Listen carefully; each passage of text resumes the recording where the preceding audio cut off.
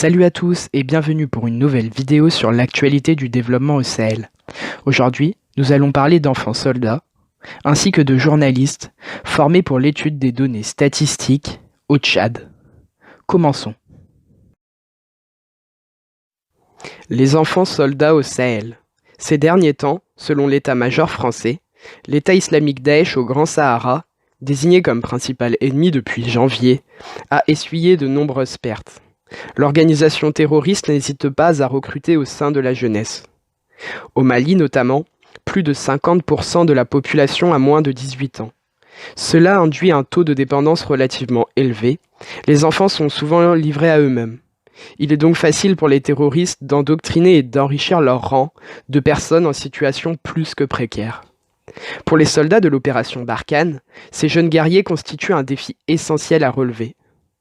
En effet, une image d'enfant tué peut contribuer à souiller la réputation de l'opération Barkhane.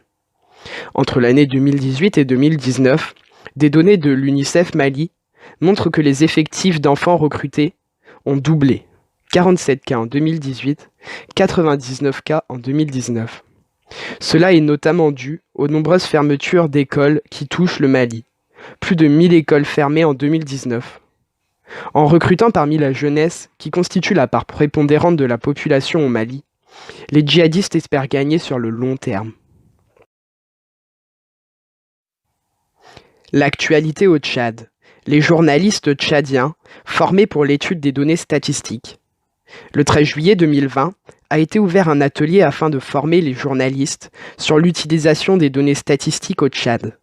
Concrètement, les journalistes vont apprendre à traiter et analyser les données statistiques.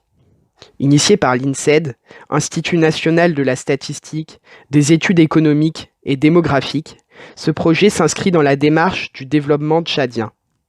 En effet, afin d'évaluer le niveau de développement socio-économique, il est nécessaire d'acquérir les bonnes données.